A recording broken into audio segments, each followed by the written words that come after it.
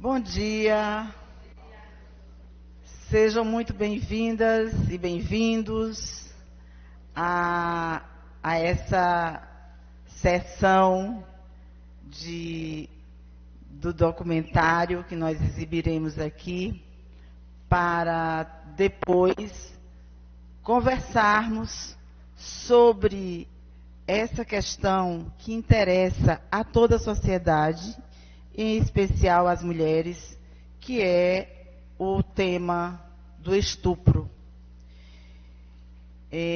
Nessa sociedade machista, patriarcal, nós mulheres vivemos em constante medo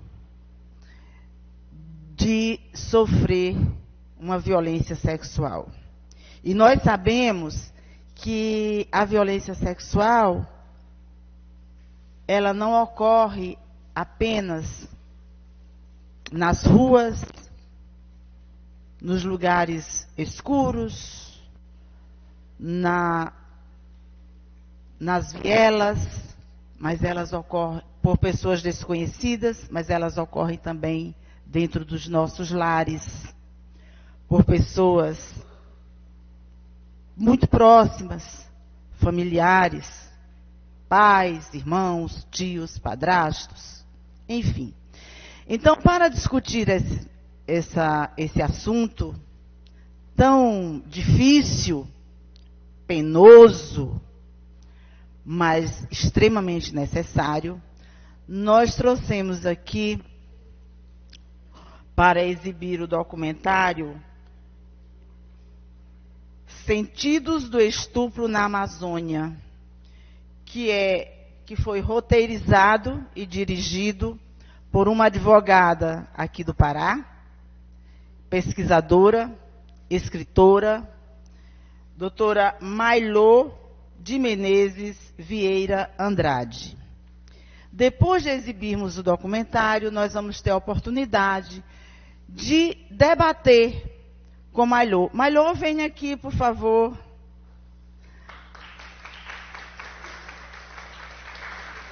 Muito obrigada por nos oportunizar ver o seu documentário e discutir diretamente com você. Eu queria também, só um minutinho, eu queria também mostrar que Mailô escreveu esse livro quando, da sua pesquisa para o mestrado, ela escreveu esse livro. O meu está todo riscadinho, mas eu aproveitei para trazer hoje para pegar o autógrafo. O livro é Ela Não Mereceu Ser Estuprada, a cultura do estupro nos casos penais. E nesse livro, Mailô aborda com muita propriedade as questões relacionadas à perspectiva de gênero ou à falta de perspectiva de gênero nas decisões judiciais, no atendimento às mulheres. E o que eu acho muito interessante também é a abordagem que a Mailô faz com relação às vítimas de estupro, é que ela não as trata como vítimas, mas como sobreviventes. E eu aprendi isso, Mailô, quando eu li o seu livro, quando eu utilizei para um trabalho acadêmico. Hoje eu trato as vítimas de estupro como sobreviventes, porque elas realmente são sobreviventes. Então, muito obrigada. Nós vamos apagar as luzes para exibir o documentário e depois nós teremos um debate com a nossa querida Mailô. Obrigada, Mailô. Obrigada, doutora.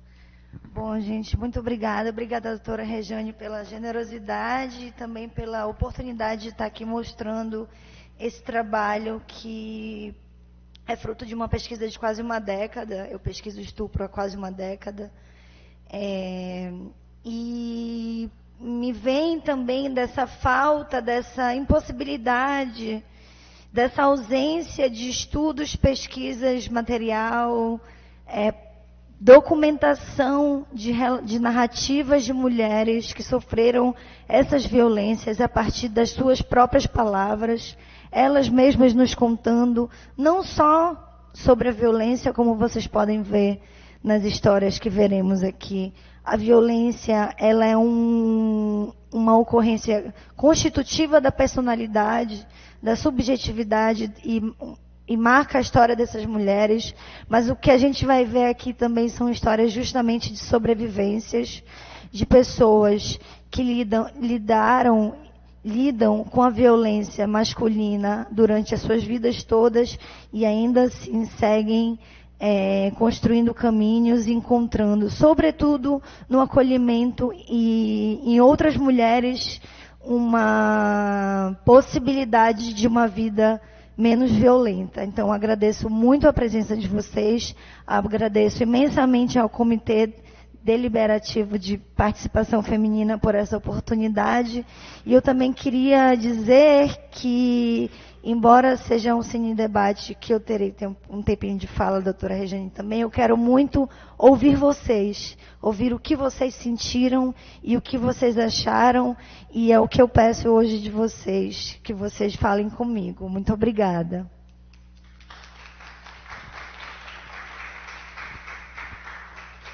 Então, vamos exibir o documentário.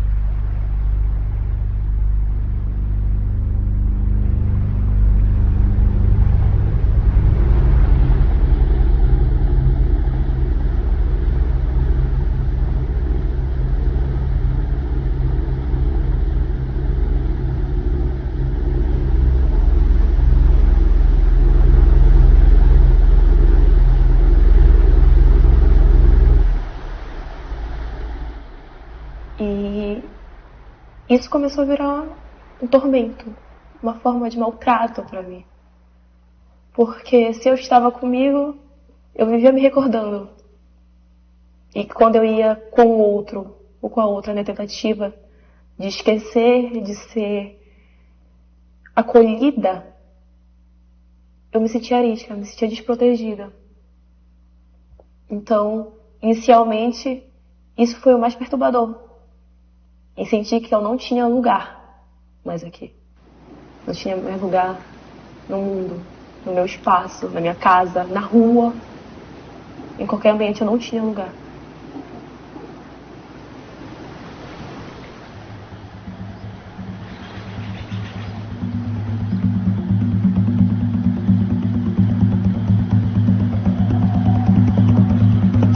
E, além disso, digo que todas as fases que eu percorri com essa memória, enfim, recordar, não digo aceitar, mas se começar a tratar, a falar,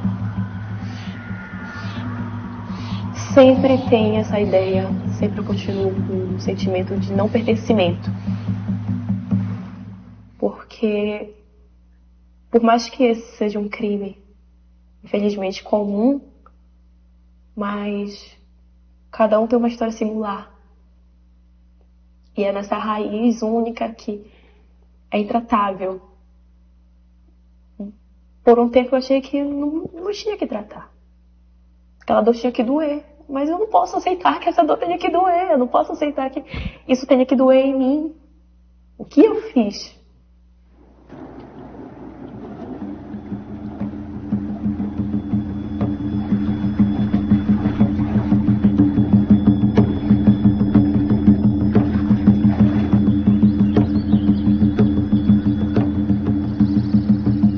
E falei pra minha mãe. E foi quando que tudo desabou. Eu vi que a minha mãe saiu de casa e foi em direção ao acusado. E, enfim, tirou satisfação, eles ouvem toda aquela briga, aquela violência, aquele xingamento. Foi pra delegacia. E tudo o que mais me dói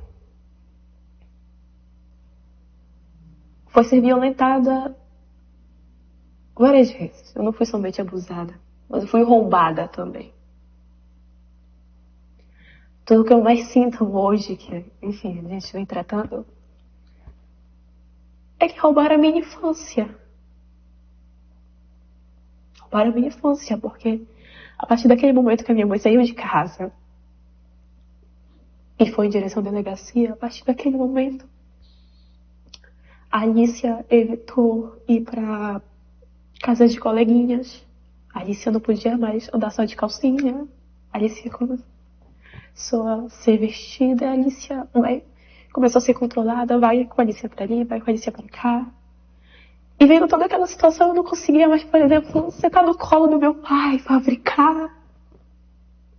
Isso, eu com 10 anos de idade, gente. Sabe? E com o tempo pra cá, eu comecei a ler bastante. Comecei, enfim, me introduzindo no movimento feminista. E comecei a participar, a militar realmente. E foi quando, mais uma vez, eu percebi que o abuso que eu sofri não foi somente com 5 e com 8 anos de idade, mas que eu tinha sofrido um abuso há 4 semanas atrás. É a primeira vez que eu tô falando desse terceiro ato, desse terceiro crime que aconteceu. Nunca falaste pra ninguém? Não. Eu entendi que, pelo fato de já ter vivido aquilo, já saber o que é o abuso, o que é a violência sexual, eu me culpei e achei que aquilo fosse de responsabilidade minha. Eu deveria cuidar da minha dor. Pois, eu deveria ter cuidado da minha dor. E não falei, me calei. Por isso, eu tô aqui.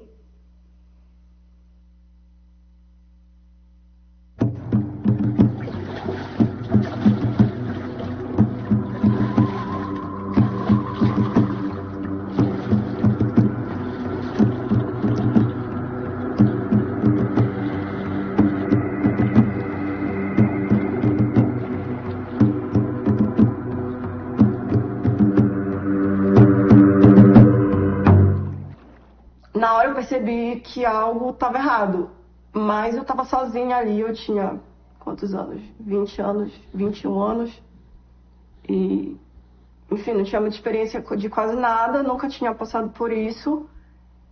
Fiquei um pouco atordoada, tal, mas fechei os olhos e falei, eu não sei o que tá rolando. Eu até reclamei na hora, eu lembro que eu dei uma reclamada, tipo, não tô gostando, alguma coisa assim, mas ele não... Acho que para ele era tão natural fazer aquilo que ele não disse que não, é assim mesmo. E deixou. Foi bem esquisito. E na hora eu me senti muito mal, assim, me senti muito esquisita, mas eu não percebi aquilo como uma violência. Apesar de me sentir violada, eu não recebi aquilo como uma violência, assim, sabe? Eu não sei te explicar direito. Depois que isso aconteceu, é muito esquisito. Eu passei a tomar banho assim com uma violência maior, sabe? Parecia que estava sujo. É uma coisa que eu nunca disse pra ninguém, porque onde que eu vou encaixar isso numa conversa? Não tem como. Não... Por mais que eu sentisse às vezes que eu precisava vomitar aquilo pra fora, eu não entrava. Querendo ou não, é desagradável, entende? Mas é preciso.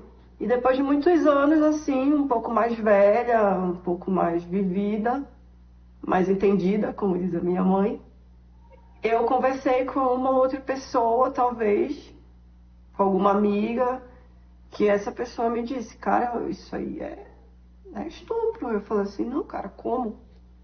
Não pode ser. Mas assim, tudo que eu sentia levava a crer que fosse, mas eu não entendia. Eu falava assim, não, gente, uma coisa tão besta. Eu mesma menosprezava a situação, porque eu pensava, gente, eu conheço tanta gente que passou por situações tão extremas e piores, entendeu? Então, assim, eu não tratava aquilo com a importância que deveria ter. Eu ainda sinto calafrios, eu ainda consigo exatamente fechar os olhos e exatamente rememorar. Eu pensava que não ia, tipo assim, na época, tipo, nossa, foi horrível e ok, vou esquecer isso, vou afundar dentro da minha alma e vou esquecer isso pra sempre. Mas, de vez em quando, as coisas, nossa cabeça brinca, né? A gente sonha, a gente relembra. A clínica ainda existe, aqui em Belém, não sei se está funcionando, mas a fachada existe. E por anos e anos, e era perto de onde eu morava antigamente, era perto, então às vezes eu passava pela frente. Eu não conseguia olhar para a clínica. Olhar, simplesmente olhar. E eu lembro que teve uma vez, muitos anos depois, 5, 6 anos, 7 anos depois, que eu, pela primeira vez, olhei para a clínica e chorei. Porque caraca, não passou. Na época eu estava no último semestre da faculdade, eu estava fazendo TCC, eu estava estudando para a prova da OAB. Eu literalmente estava estudando para a prova da OAB, tipo, fazendo cursinho, que eu consegui convencer a minha mãe a fazer. Mãe, por favor, me ajuda. Ela, tá, tu vai fazer. E eu lembro que foi um dia de cursinho que eu faltei, sabe, para fazer o procedimento. E nessa situação toda eu consegui passar na primeira fase, foi a glória, porque foi com muita dificuldade, né, de tudo isso, eu não podia contar pra ninguém, tava tudo em paz na minha casa, ninguém podia saber. E aí 2 meses depois, na consulta, aconteceu isso, e eu já tava estudando pra segunda fase, e minha cabeça deu um nó maluco, mas eu pensei, não, cara, deixa isso pra cá um instante e foca. Então isso me ajudou muito a estudar, tipo assim, estudar para esquecer, entende? Foi mais ou menos por aí. Não, deixa aqui, em algum momento eu vou pegar isso aqui e vou entender, mas ainda não. Então eu meio que eu sou metódica nesse sentido de vou deixar aqui um instante, mas agora é isso. E depois quando isso passou, quando eu passei na OAB, eu peguei isso de volta. E foi muito complicado. Em que tu acredita, Evelyn, que seria uma forma de justiça para o que tu viveu? Não tem. Não existe justiça para isso. É assim, eu me considero até uma abolicionista penal, mas assim, o que adianta? Por mais que a gente pense, vamos criminalizar, vamos prender, não existe justiça para isso. O certo, o mundo ideal é que isso não acontecesse. Eu não consigo pensar, eu já pensei em muitas possibilidades, muitas, durante muito tempo. Já pensei em denunciar, já pensei... Não sei, já pensei em coisas ruins, já fiquei noite sem dormir, já tive pesadelos e assim... A minha conclusão é que não existe justiça para isso.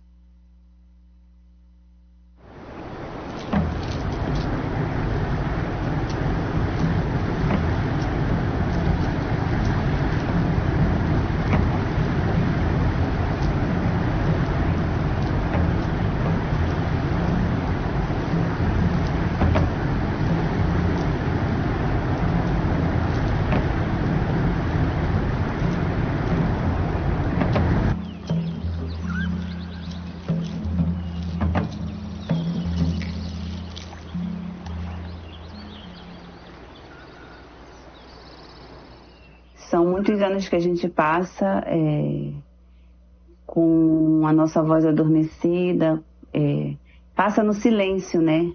Faz o nosso silêncio, é um luto, né? O silêncio é um luto, né? E é muito difícil sair dele. Então, eu acho que a partir do momento que a gente vai ouvindo as histórias, né? Acredito que eu já ouvi muitas histórias e essas histórias vão encorajando a gente a falar um pouco sobre essa questão dessa violência, né? Que a maioria das vezes é física, né, mas ela deixa as marcas muito profundas, né, dentro do nosso emocional, né. Ela viola nossas memórias afetivas que poderiam ser positivas, né, Não, era só um carinho de alguém que era muito chegado a mim. Mas que esse carinho você descobre depois que foi uma violação do teu corpo, foi uma violação das tuas memórias, foi uma violação da tua capacidade de amar, né? Da tua capacidade de sentir outras sensações que você não se permitiu porque aquilo que fizeram com você, você achou que era uma coisa, foi uma coisa, né? Você se sente às vezes até sujo, né? Suja nesse sentido, né?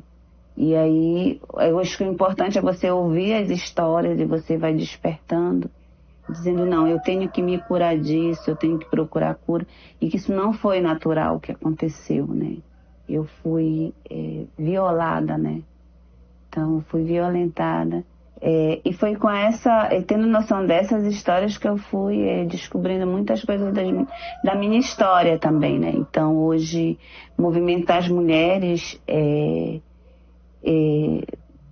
sem necessariamente tocar num assunto específico, mas fazer com que elas sintam segurança em você, e aos poucos elas vão contando, elas vão se abrindo, vão dizendo, né, o que aconteceu. Então eu fui assim também, fazendo as descobertas de quantas mulheres, e muitas mulheres para a nossa população, que até 2010 era de 24 mil habitantes, então é muito grande, né?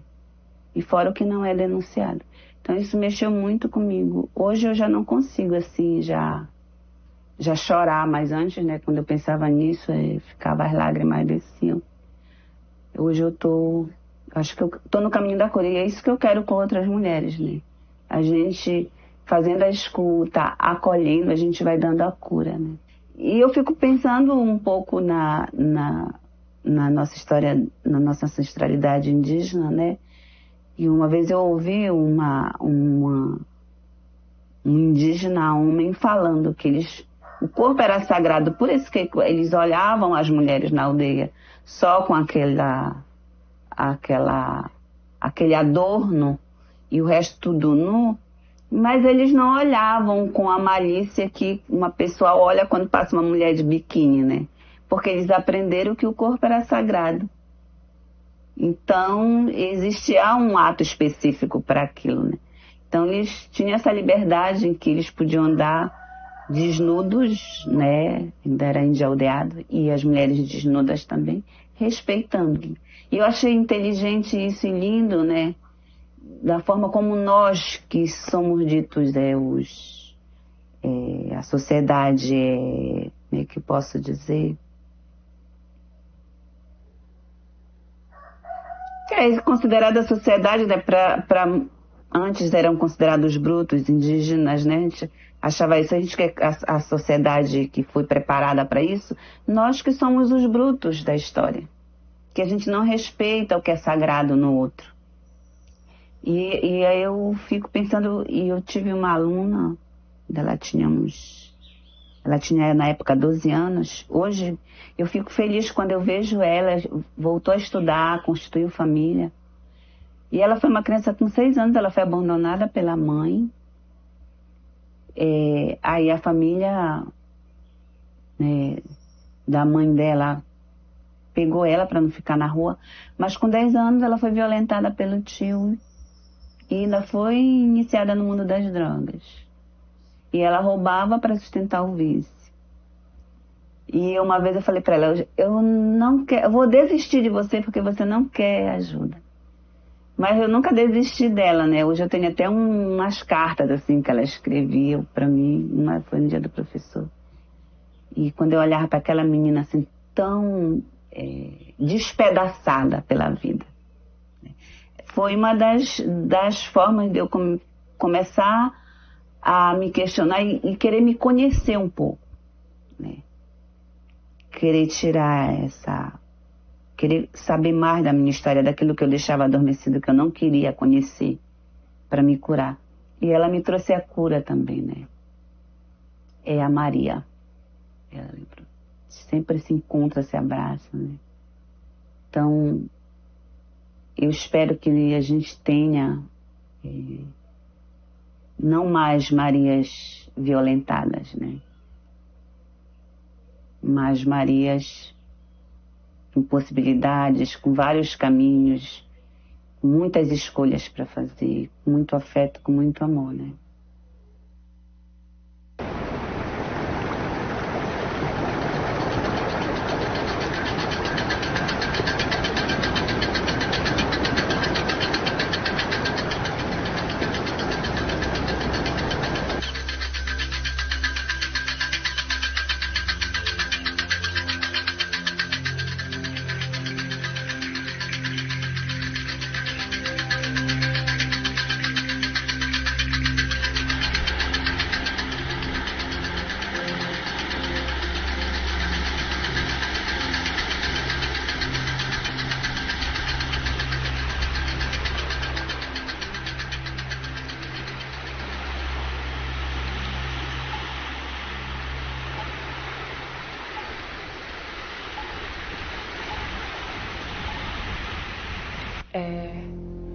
Eu sou Alicia Miranda, sou mulher negra, paraense, belenense.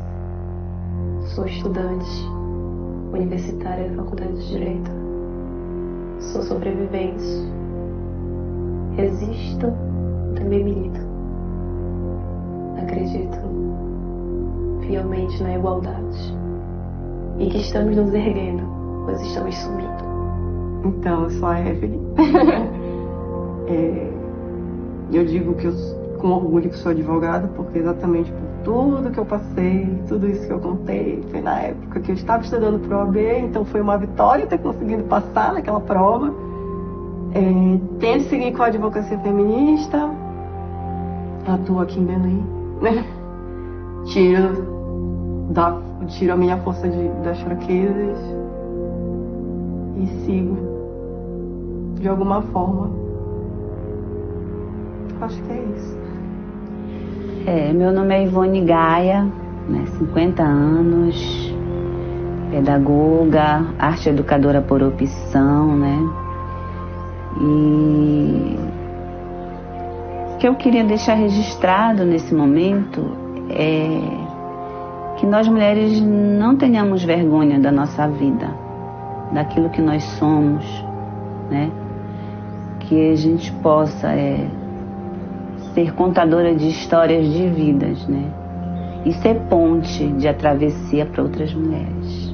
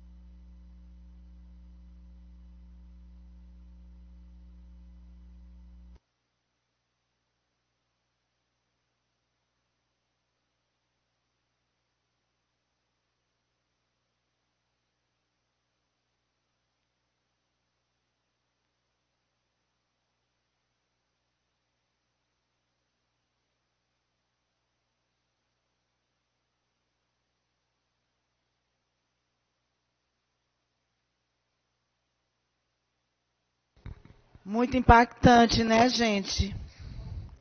Muito forte. Depoimentos de pessoas como nós, né? Elas são sobreviventes, estão contando suas histórias, e com as suas histórias, elas dão voz a muitas outras mulheres, meninas que passaram por isso. Malô, vem para cá. Vamos sentar aqui, porque aí a gente fica mais próximas. Não vamos sentar lá em cima, que dá um distanciamento. A ideia é essa mesma, de estarmos juntos aqui, muito próximas, para conversarmos sobre o que nós vimos aí, sobre as pesquisas da Mailô, sobre... É bem difícil, né? A gente fica muito impactada e, embora eu sou juíza criminal e atuo nessa área da justiça criminal há 22 anos, desde que entrei na magistratura, porque quando era de vara única, era todas as competências. Depois eu fui juíza de uma vara de violência doméstica contra a mulher e de crimes contra criança e adolescente. Então, essas histórias, elas me impactam muito, porque eu vi, né, nos processos judiciais, inúmeros casos de crianças e adolescentes que foram violadas na sua dignidade e, como disse uma das sobreviventes, teve a sua infância roubada. Ela não teve o direito de crescer, de se desenvolver como outras crianças, para entender o momento de desenvolvimento natural da sua sexualidade. Porque ela foi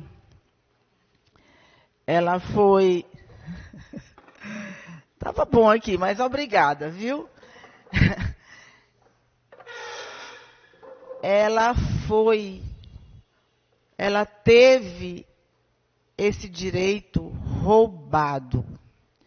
Depois a gente tem, Mailô, eu fiz algumas anotações que me chamaram a atenção nos depoimentos aí. O de uma outra que foi estuprada por um médico conhecido e que ela não tinha sequer a percepção do que de fato estava ocorrendo.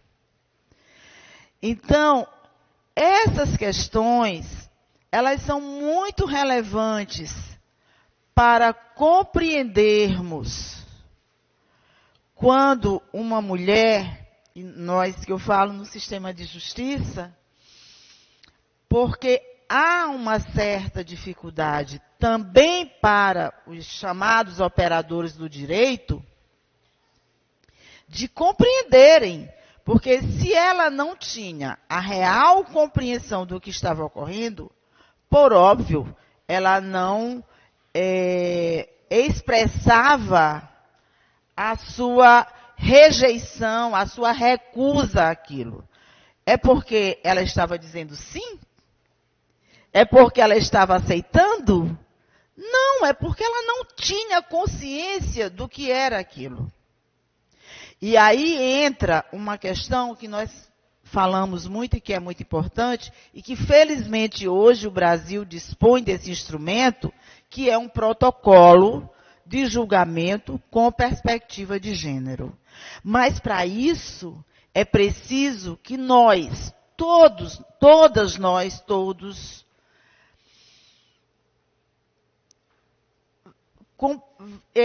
tenhamos essa compreensão, primeiro, do que é gênero. Né, Mailô? Que você traz nesse seu livro, o que é gênero. Depois, o que é atuar com perspectiva de gênero, o que é ler um processo com as lentes de gênero. Porque se nós não fazemos isso, e aí não é só o juiz, o promotor, a promotora, a advogada, a defensora pública ou o defensor. São todas as pessoas que atuam no sistema de justiça. Desde quando chega lá numa delegacia para fazer o registro de uma ocorrência e não passar por um julgamento ali da conduta, do comportamento da mulher, até o final de um processo, quando o juiz, a juíza vai julgar aquele processo.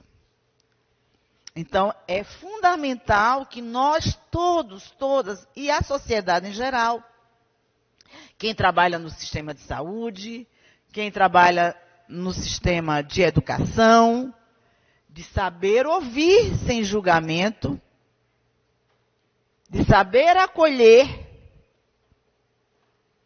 de saber encaminhar, para onde dar o encaminhamento. Vocês viram, muitas vezes, a pessoa que sofreu a violência, para ela não interessa o processo criminal.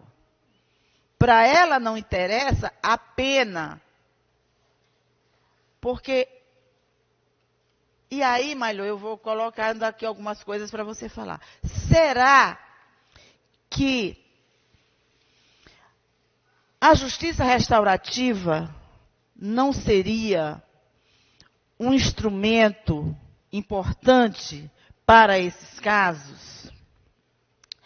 A outra coisa que eu queria pontuar aqui para você também é uma questão que a pedagoga falou sobre a questão do corpo como território, né? E que precisa ser respeitado. E aí ela traz o respeito que os povos indígenas, os povos tradicionais têm pelo corpo, como um território que não está ali disponível para qualquer pessoa. Então, na nossa sociedade patriarcal, machista, misógina, nós mulheres, e aí eu quero que você traga aí, se eu estou correta nessa percepção, nós mulheres somos educadas para o recato. Então, a sexualidade, ela é reprimida nas mulheres e ela é muito incentivada nos homens. Desde os meninos já pequenininhos, o pai já começa a mostrar para ele várias questões relacionadas à sexualidade. Quando chega a adolescência, já começa aquela cobrança, se ele já teve uma primeira transa. Ó, tem um homem aqui concordando comigo. Com as mulheres é o contrário, né? Olha, cuidado, porque se você perde a sua virgindade com esse namorado, ele não vai mais querer saber de você. Então, a mulher é educada a não demonstrar desejo sexual, a esconder e a reprimir sempre todas essas questões ligadas à sexualidade. E aí eu vou trazer aqui para você uma questão que é a seguinte: aí quando chega num caso de estupro, que aí vem a questão do não é não, né? Mas aí as mulheres foram educadas, instruídas ao tempo todo a dizer não, mesmo eu não quero ser mal interpretada, mas assim, mesmo quando a mulher tem o desejo sexual, ela deve dizer não. Por quê? Porque ela vai parecer ser uma mulher, uma menina fácil, uma mulher fácil, uma mulher não pode expressar esses desejos. E aí Nós temos esse problema na nossa sociedade que nós precisamos resolver, mas nós precisamos resolver mais com os homens. Que não estão aqui. Temos poucos, temos 3. Temos 3. Por quê? Porque são eles que têm que aprender que somente o sim é sim. Que somente o sim de forma muito clara e consciente. E que o corpo da mulher é um território dela. Que somente ela pode autorizar de forma muito clara e expressa ter esse território ocupado por alguém. Então, eu queria trazer essas reflexões, Mailu, e a outra questão com relação a isso é que na nossa legislação, quando a mulher é vítima de um estupro, e que se essa mulher não fez um grande estardalhaço, se ela quase não teve o seu corpo todo dilacerado, ela se batendo para recusar aquilo ali, tem uma dificuldade de entender que aquilo foi estupro. Quando a neurociência mostra que muitas mulheres, muitas pessoas, mas no caso nós estamos falando de estupro aqui, e mais com relação às mulheres, em situação de elevado estresse, elas congelam, elas ficam em estado de imobilidade. E ela não foi estuprada porque ela não se debateu toda? Eu fiz agora, nesse mês de março, eu fui fazer um curso na Colômbia. E eu achei muito interessante, no Código Penal da Colômbia, uma reforma recente que houve, eles definem violência. Eles definem violência. E violência é qualquer ato que cause intimidação, temor. Então, não precisa ser uma agressão física, mas violência qualquer ato que cause temor, intimidação, medo. Então, uma mulher que tem um homem muito mais forte que ela,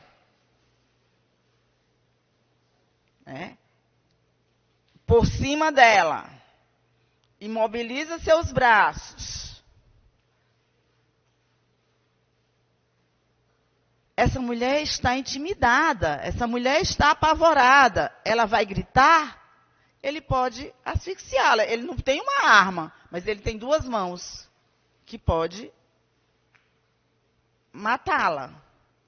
Então, essas coisas que a gente precisa rever, inclusive na nossa legislação. Nós sabemos que lei não muda a cultura, mas em determinados casos é preciso leis para que nós possamos fazer o debate e conscientizar. Então, Mailu, eram essas as considerações que eu tinha a priori e queria que você nos brindasse aí com a sua.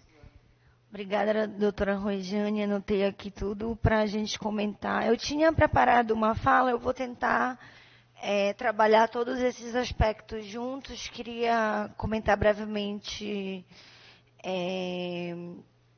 dessa necessidade que o filme traz de se escutar essas mulheres, porque nem em pesquisas realizadas no Brasil, nem no espaço que elas têm no processo, elas encontram espaços para poder contar suas histórias. Então, há uma demanda de fala muito grande, e foi essa demanda de fala que fez com que, inclusive, nós achássemos essas protagonistas dispostas a aparecer em frente às câmeras contando suas histórias, porque elas sabiam que eram importantes, né? Eu vou comentar aqui alguns aspectos muito importantes que a doutora Rejane trouxe para a gente. Primeiro, sobre a justiça restaurativa. Eu acho, sim, que é uma possibilidade. Por quê? Explico.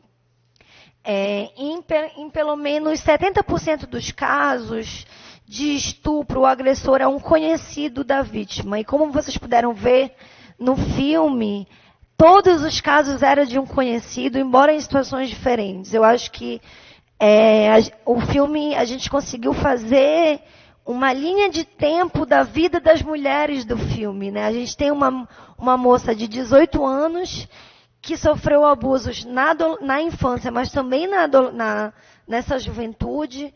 Nós temos uma mulher de 30 anos que sofreu uma violência cometida por um médico, que são casos que mais recentemente, apenas recentemente, têm sido conhecidos, mas são casos muito frequentes, né? Inclusive, dos casos que nós recebemos 15 mulheres dispostas a participar do documentário. Infelizmente, tínhamos um tempo de tela que não deu para ouvirmos todas.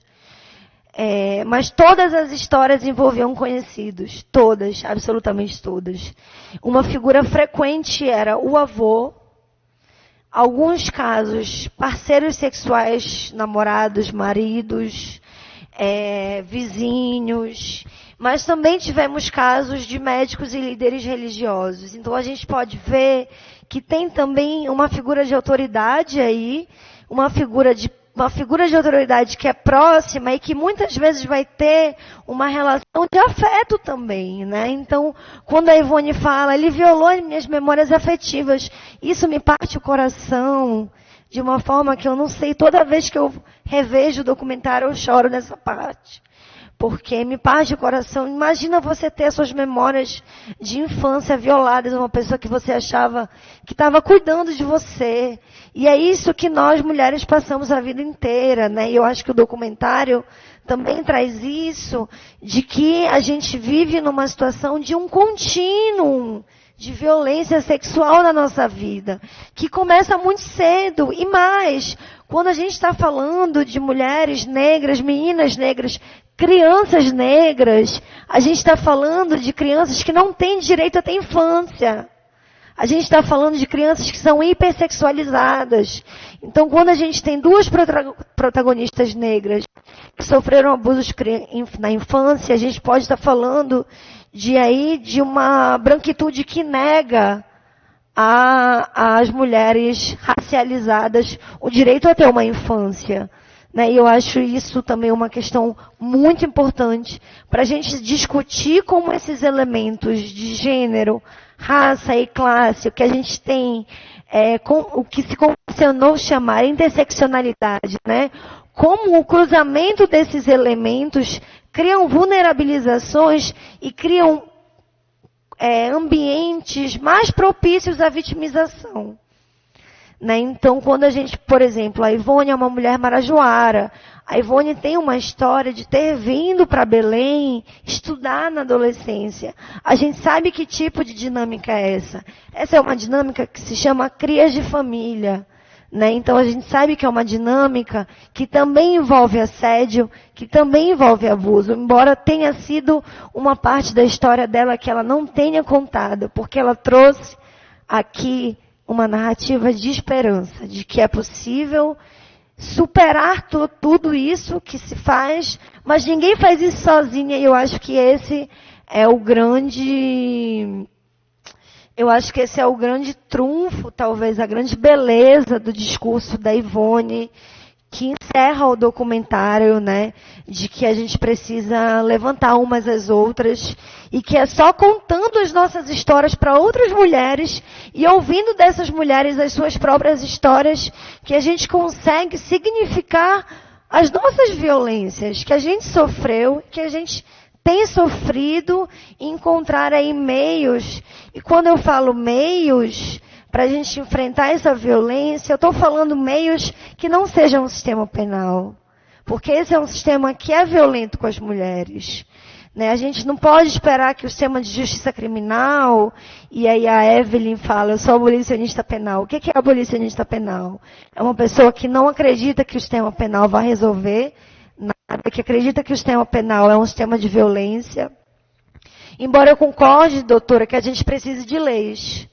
Por quê? E eu vou dizer aqui, a gente precisa ter o poder de nomear as nossas próprias experiências. Por que foi tão difícil para Evelyn entender que o que ela estava passando era uma violência? Porque não foi concedido o direito dela de poder nomear as próprias experiências. Ela sabia que tinha algo errado. Ela sentiu, mas ela não tinha aquela palavra no vocabulário dela. Então, a gente precisa pegar o poder para a gente de nomear, né? Eu ia até começar a minha fala com isso, eu acabei falando outras coisas, mas tem uma feminista francesa que faz o seguinte questionamento. Como é que cada uma de nós conhece pelo menos umas 20 histórias? Contem aí na mão de vocês, quantas histórias de amigas conhecidas, mães, avós, tias, a gente já ouviu sobre que foram estupradas na infância, na vida adulta, pelo pai, pelo avô, pelo tio, por um desconhecido, pelo médico. Mas a gente conhece um estuprador? Como é que isso acontece? Não tá? Né? Por quê? Porque eles chamam de outra coisa, eles não chamam de estupro. E a gente tem um caso recente que a gente pode ver isso acontecendo no caso do jogador de futebol, Daniel Alves, né? Ele não estava chamando de estupro, ele estava chamando de outra coisa. Então, por isso que é importante para a gente ter essa capacidade não só de reconhecer essas violências, mas de reconhecer e nomeá-las, porque é só assim que a gente consegue elaborar esse luto que vem com essa violência. Porque a violência do estupro é uma violência avassaladora, ela destrói o mundo como você conhecia antes. Ela é um luto mesmo, né? Eu acho que a Ivone fala isso. E impõe um silêncio, impõe uma solidão, te arranca de um lugar de mundo, né? Isso tudo, nenhum desses aspectos que o estupro causa na sobrevivente, ele aparece no processo. E não tem como. Não tem como. Por isso, por exemplo, a gente volta na importância de uma atuação com perspectiva de gênero, porque ainda que todos esses aspectos não possam ser abordados no julgamento, no processo, eu tenho certeza que tem aí um servidor que possa ouvir 20 minutos a história daquela mulher, sabe? Enfim, deixa eu me olhar aqui, ver o que eu já falei do... essa questão da legislação e dessa exigência do ato heróico, né? Por isso também há uma disputa no movimento feminista, no movimento anti-estupro, né? Nessa linha de pesquisa, para se referir às mulheres que sofreram estupros não como vítimas, mas como sobreviventes. Primeiro porque apaga essa ideia de que a vítima é uma pessoa que fica inerte. Muitas vezes, esse congelamento que dá pode ser uma decisão muito consciente de escolher sobreviver, porque o estupro pode, e muitas vezes significa, um ataque direto à vida daquela pessoa. Então, eu estou escolhendo sobreviver, né? E eu acho que também trabalhar com a categoria sobreviventes, para se referir a essas mulheres, mostra como, através desse trauma que as acompanha, elas vão encontrando meios de dar sentido às suas vidas, de se reconstruírem, de construírem laços de comunidade, né? E eu acho que um pouco dessas imagens que a gente colocou entre as entrevistas foram para mostrar um pouco isso, esse caminho dessa ida e dessa volta para um mundo que não é mais o mesmo, porque aquele mundo já foi destroçado pela violência. E agora essas mulheres, essas muitas vezes crianças, precisam reconstruir novos mundos. E eu estou fazendo um convite para vocês, né, para que a gente reconstrua esse novo mundo juntas.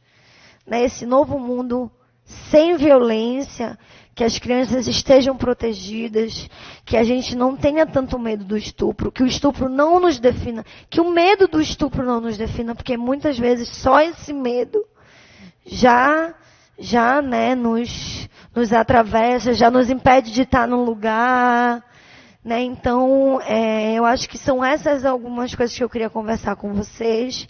Esse é um projeto que foi aprovado pelo edital de auxílio à cultura Aldir Blanc 2020. Então, ele é um resultado da minha pesquisa de doutorado que envolve ouvir, entrevistar mulheres sobreviventes de estupro para tentar entender qual a rede de significados que elas criam através dessa violência. E aí o meu projeto de doutorado acabou virando isso que nós vimos. Né? Então eu queria muito saber um pouco de vocês agora, ouvir o que é que vocês sentiram, se vocês foram mobilizadas, se vocês querem compartilhar histórias, e agradecer muito pela presença de vocês todas. Um bom dia. Gente, está sendo transmitido ao vivo, então quem quiser fazer pergunta tem que fazer a pergunta no microfone. Primeiro eu quero agradecer a Mailô pela possibilidade da gente estar discutindo contigo, né, aqui, agradecer a presença de todas e todos aqui. E aí eu fico querendo me reportar também, porque eu acho que pelo fato de sermos mulheres, todas nós já passamos em algum momento por uma situação desse medo. Quando tu falaste assim, um medo que congela, que paralisa, né? Eu lembro assim que quando eu devia ter uns 16 anos de idade, na minha cidade de Abaetetuba, eu estava saindo de um estádio que era um jogo de time da minha rua, do clube da minha rua. E aí uma pessoa passou a mão na minha bunda. E eu vi essa pessoa. Eu vi quem passou, mas eu não reagi, eu não fiz nada. E isso foi me acompanhando por anos e anos. Aquela sensação, né, daquele medo que eu senti na hora e também a sensação de não ter falado nada, e não ter gritado, não ter feito um escândalo. E passado muitos anos assim que eu consegui falar sobre isso para o meu marido, né? Porque a gente estava discutindo alguma situação e eu falei, tu não sabes o que é isso. E quando a gente vai falando, né? Que é aí que eu vejo a necessidade dessa tua pesquisa, e também eu trago aqui o trabalho que a doutora Regiane falou sobre a justiça restaurativa. Tenho colegas aqui que são da Coordenadoria de Justiça Restaurativa e que tem essa perspectiva de trabalhar com vítimas, né? Mas eu acho que, eu aproveito que está a Mayla aqui, outras colegas que também são da JR, de pensar nesse fluxo junto às varas que têm a competência para julgar esses processos, de pensar como atender, mesmo que não seja, que eu também acho que teria que ser fora do judiciário, mas o que a gente tem é o judiciário, né, que tem equipe formada, talvez em um outro espaço, como a Casa Amarela. Ontem eu estava conversando até com a Mayla sobre isso, de ter esse fluxo de receber essas mulheres, né, esses encaminhamentos via vara competente e fazer esse atendimento, porque nós temos equipe própria, com formação, e para fazer essa acolhida, né? E nós temos resolução do CNJ também que fala, que é a 253, que fala desse atendimento a mulheres e vítimas, vítimas, né, em geral. Então, eu acho que isso também pode ser uma perspectiva para a gente começar esse atendimento, né? É só uma sugestão também. Obrigada, Riane. Riane, me parece que com a mudança da Escola da Magistratura para outro prédio, a justiça restaurativa vai funcionar onde é a escola. Então, sai desse ambiente forense, e isso é muito bom. Isso é muito bom. Agora, eu queria lhe dizer também, Malha, que nós temos no Judiciário hoje a ouvidoria da mulher. Então, se com as mulheres da sua pesquisa, mesmo que não tenha processo judicial, a ouvidoria da mulher é um espaço de escuta e é um espaço seguro, né, porque é um lugar em que a mulher vai ser ouvida sem qualquer julgamento. A ouvidora da mulher é a desembargadora Rosi Gomes, e eu estou como juiz auxiliar lá na ouvidoria da mulher. Então, eu coloco à disposição do seu projeto a ouvidoria da mulher para que as mulheres possam ir até a ouvidoria, queiram falar, contar suas histórias, independentemente de estarem com processo judicial. Obrigada, doutora, por disponibilizar isso. No final, a gente acaba vendo que uma minoria de casos chega, né, ao judiciário, não só pela subnotificação, mas porque não acaba sendo uma prioridade da mulher que passou por aquilo, passar por um procedimento policial. Na verdade, o que se quer, na maioria das vezes, é que a vida siga, né? E é claro que tendo um suporte, um apoio, uma escuta ativa e empática, de alteridade, seguir em frente com certeza é mais fácil. Então, com certeza, agradeço imensamente por estar disponibilizando esse espaço para essas sobreviventes que estão em diálogo com a pesquisa. Alguém quer fazer alguma pergunta?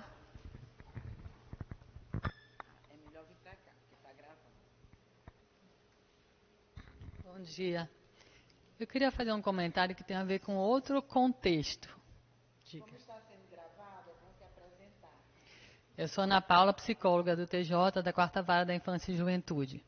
Mas eu estava me lembrando de uma situação que eu vivi em outro contexto, que tem nada a ver com a justiça, mas que me faz pensar na questão do preconceito e na questão do julgamento do comportamento da mulher. Eu era psicóloga de um hospital em São Paulo que fazia aborto legal. E eu não fazia parte da equipe de aborto legal, mas tinha uma colega. E um dia ela trouxe uma situação que virou uma polêmica enorme no hospital. Uma moça que veio alegando ter sido violentada, que queria fazer o aborto legal, mas ela era prostituta. E aí a equipe entrou em polvorosa. E não queriam fazer o aborto legal, já que ela era prostituta. Mas escuta, eu conversando com a outra psicóloga, o fato dela ser prostituta não a coloca numa situação de maior possibilidade de ser vítima de violência?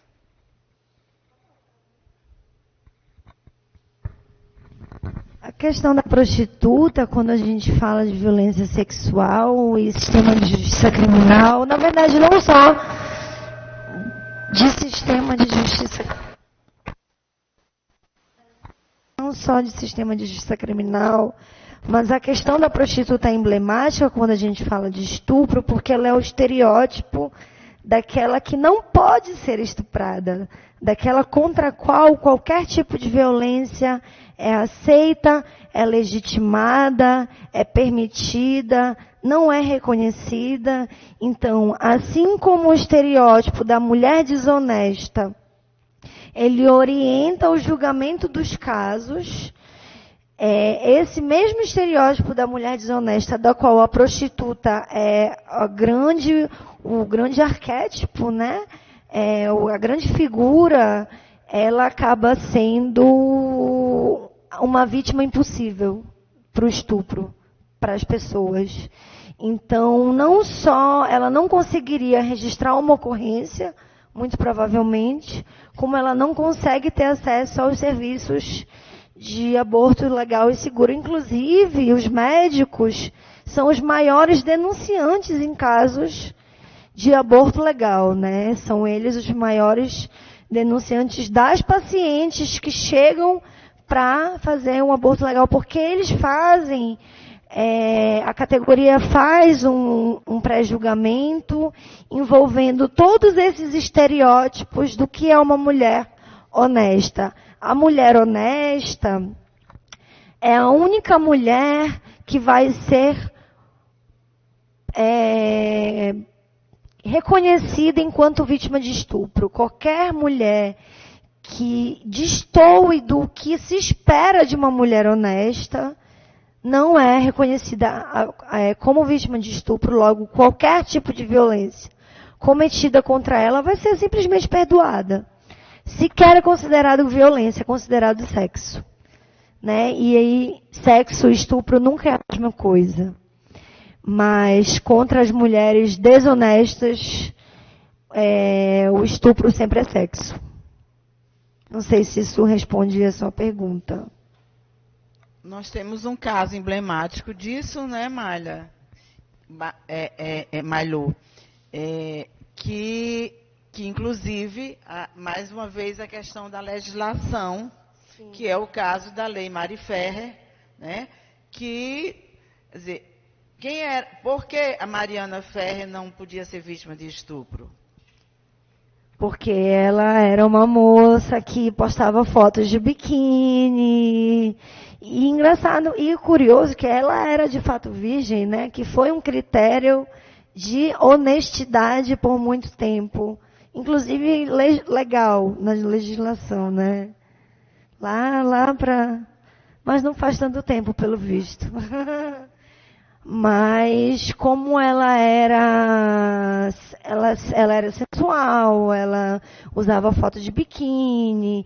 E aí essa estratégia que foi usada contra ela na audiência é algo cotidiano e é algo que os advogados de defesa, e aí isso é uma questão que eu acho que na verdade a Comissão da Mulher Advogada trabalha muito contra isso. Aqui no Pará, né? E aqui eu vou mandar um grande abraço para a Natasha Vasconcelos, que trabalha incansavelmente e fez a ponte aqui entre a gente para que esse evento se tornasse possível. Como uma estratégia de defesa que utiliza a violência de gênero. Então, você se utiliza de todos os estereótipos negativos em relação à conduta sexual e moral da mulher. E a gente sabe que a pauta moral da sexualidade e da moralidade, dos costumes, são pautas que mobilizam muitos afetos e que, portanto, são muito potentes. Recentemente, a gente teve também um caso da Luana Piovani, de como ela tem sido violentada no processo dela de guarda dos filhos, né? Com essas mesmas estratégias da Mari Ferrer, de postar foto nua, dizer que ela não se dá valor, enfim, mini saia, exatamente. Desqualificando essa mulher porque ela não é mulher o suficiente, ela não é uma mulher honesta, né? Basicamente isso. Essa é uma categoria aí, na verdade, essa questão é um pouco o que é a cultura do estupro. O que é a cultura do estupro? Né? Uma cultura não só que incentiva o estupro, estimula o estupro. Isso é feito através de modelos construídos de masculinidades, como também desqualifica e responsabiliza as mulheres por tudo que é cometido contra elas. Inclusive, né, nessa questão da culpabilização da mulher nos processos de crimes contra a dignidade sexual, nós temos visto muito, não sei se nas suas pesquisas você tem identificado julgados assim, em que a mulher bebeu, foi a uma festa, foi a um bar e ingeriu bebida alcoólica. E aí, em alguns casos, ela não consegue lembrar com clareza do que ocorreu. E o judiciário tem absolvido nesses casos. Então, isso é mais e vem E aí eu me lembro que no livro da Malhô ela fala muito sobre o não dito.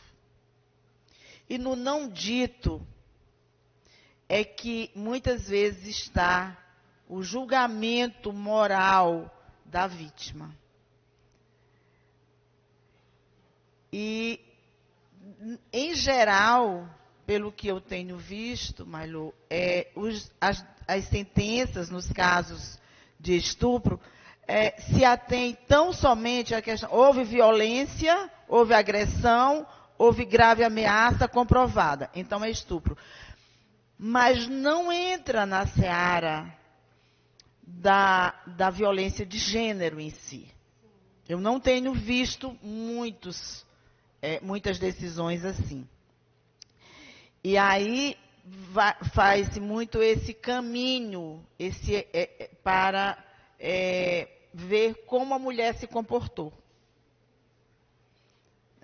E agora, importante, e aí ressalto mais uma vez, a gente sabe que leis não impedem que as violências ocorram, mas elas são importantes para que se possa fazer esse debate. O caso da Lei Mariana Ferrer, ela é muito importante, por quê? Porque quando os advogados começam a fazer aquelas perguntas, mas você era virgem, você tinha tido relações antes, isso não interessa para o processo.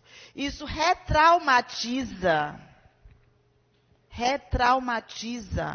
a vítima. E aí, quando nós, juízes, juízas, vamos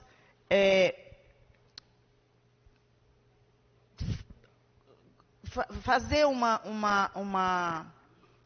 falar com o advogado, com a advogada, que aquela pergunta não é pertinente, que não pode fazer, a gente não tinha. Hoje nós temos uma lei que podemos dizer, olha, doutora, essa pergunta fere a Lei Mariana Ferrer. Então, essa é a importância de nós termos instrumentos e vão se educando para não fazer essas perguntas, né?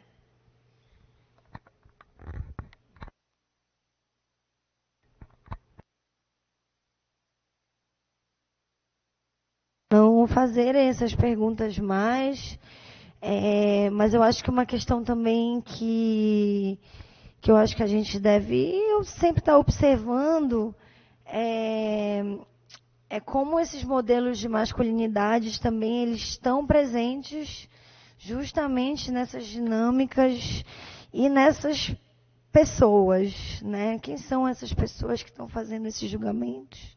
Como é que estão sendo feitos e, enfim,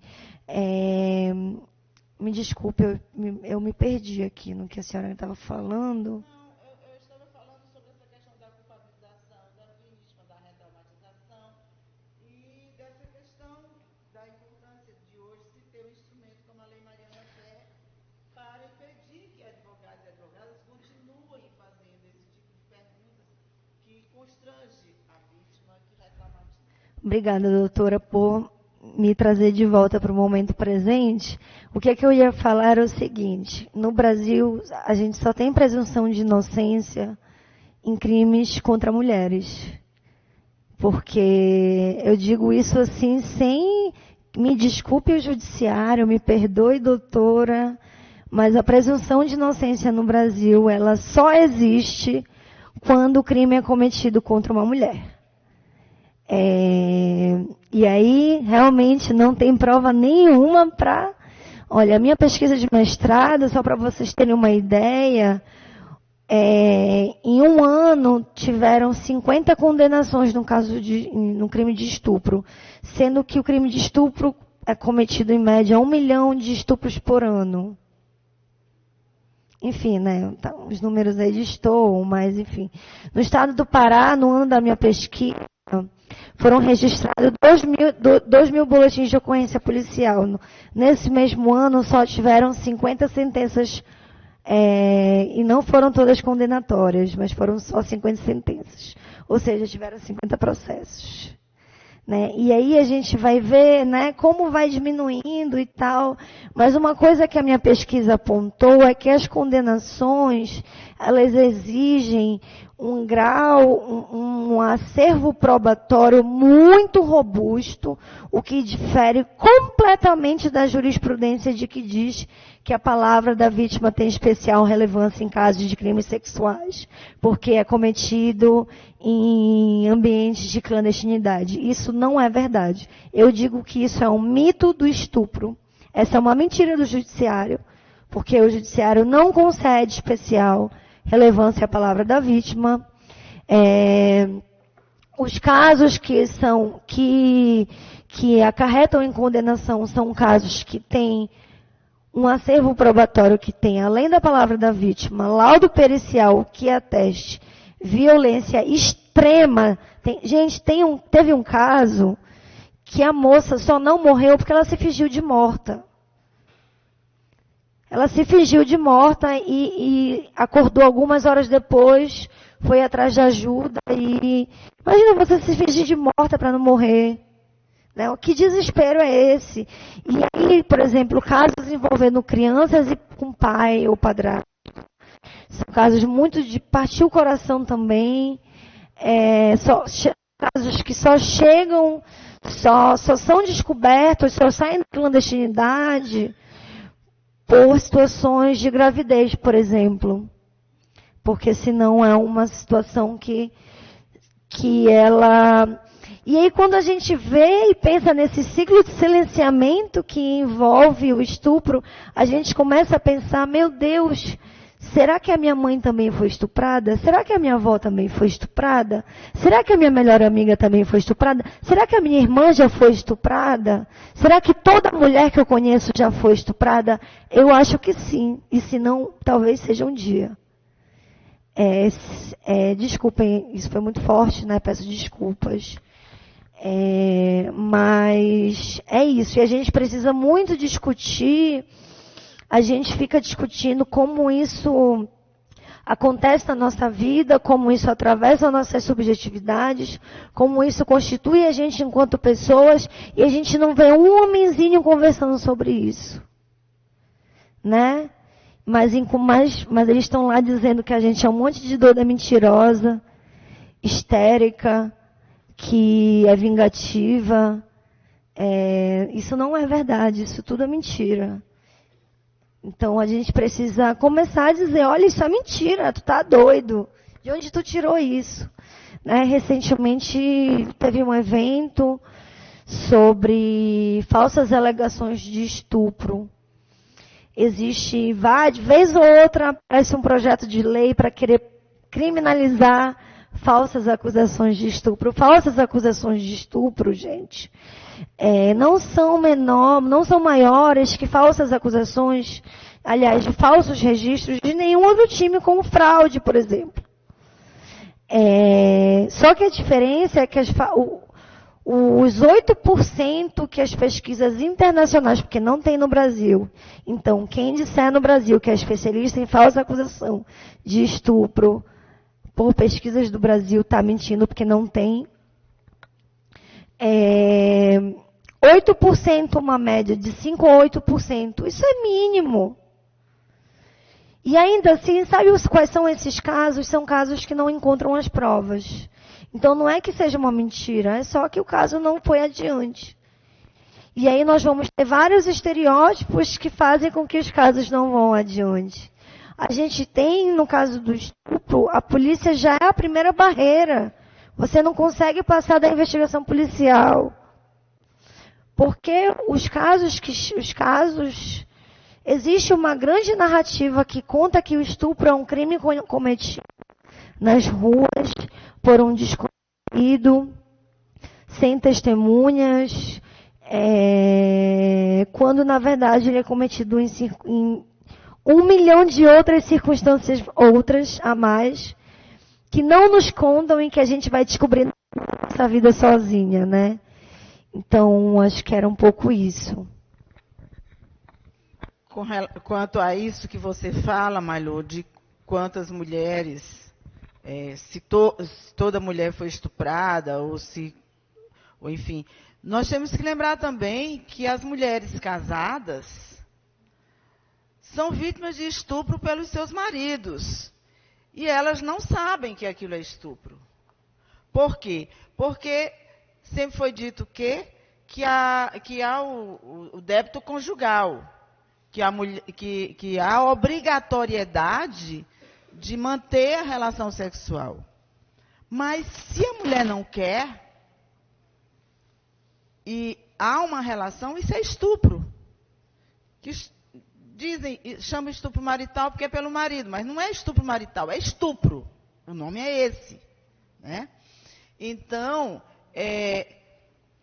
e aí vem os casos de inúmeras mulheres que sofreram estupro, mas que nem sabem que é estupro. Por quê? Porque são estupradas pelos seus maridos.